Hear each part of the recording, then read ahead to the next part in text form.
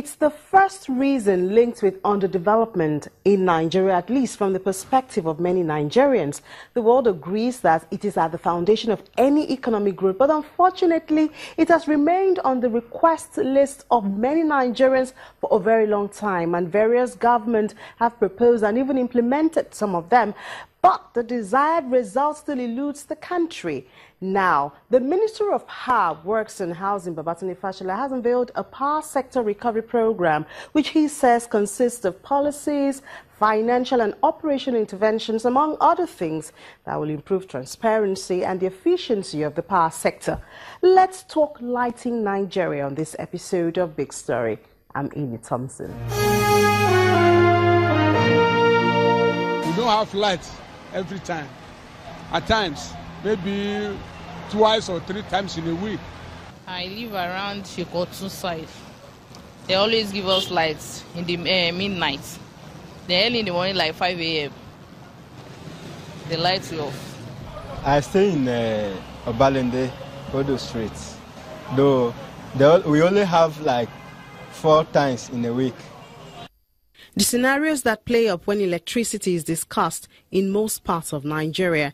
But even this seem better than the experience of residents in Obafemi Owode local government area in Ogun State, made up of Magboro, Ibafo, Wawa, Areko, and even as far as Ofada communities.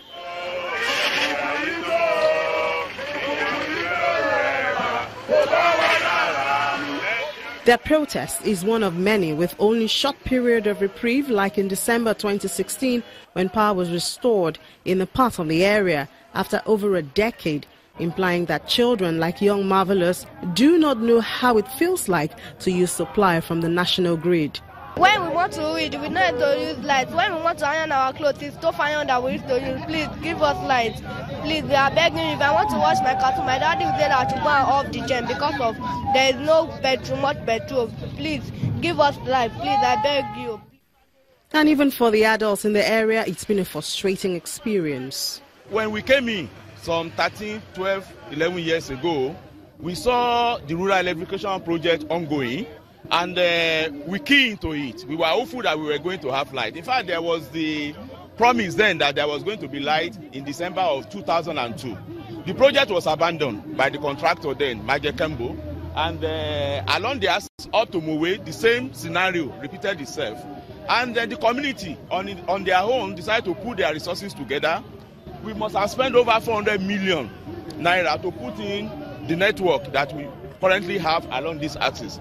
We completed the 32 kV that brought the attention into the community. We did all our distribution lines, bought our posts, bought our transformers, and also brought the light to our houses. And we gave out this infrastructure, this network, to the old PHCN then. And in 2010, they gave us power.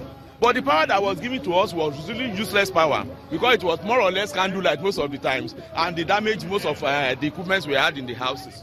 And then the usage we had with that power that was given to us was not more than cumulative of 3 months. In 15 years, that was really bad. And when we were now told that they're going to give us power from Okearo, that was in 2013, 2014, we organized ourselves again to give them logistical support. We followed the contractor as much as possible to make his work very easy because we have been suffering. And they promised the light was going to be switched on in December. And they switched on the light in December, actually, but it failed.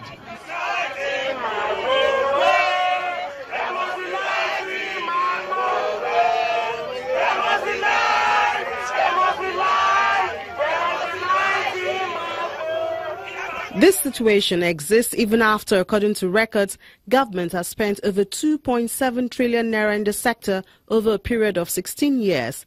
This doesn't come as a surprise to the chairman of Egmi Power Company.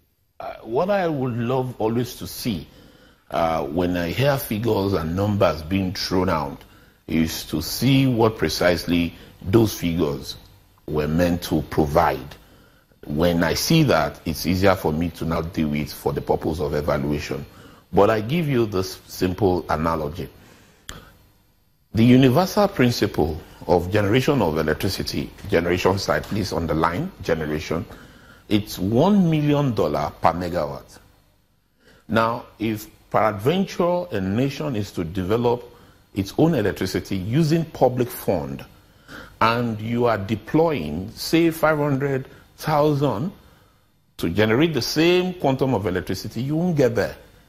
Now, the longer it takes you to provide that capital that is required to get 1 megawatt, the more expensive it becomes. Consideration of these facts prompted a re-strategy by the federal government and birthed privatization in 2013. The sector was divided into three: the power generators, handled by 6 companies called GENCOs, 11 distribution companies, those are DISCOs, also privatized, while the single transmission company is still controlled by the federal government. For the 3 components of that value chain, the generation companies are private companies. They are the one that we call the producers of electricity, because electricity is a product like any other product, and every product comes at a price. There's a price or a cost of production. So the issue of cost recovery is very, very important in this industry, like any other industry. Then the transmission company of Nigeria is still 100% owned by the federal government, and that is important. It's still in public hand.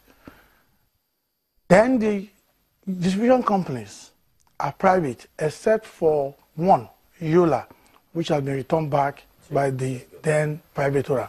Now, when there is increase in generation, there's supposed to be increase in distribution of power.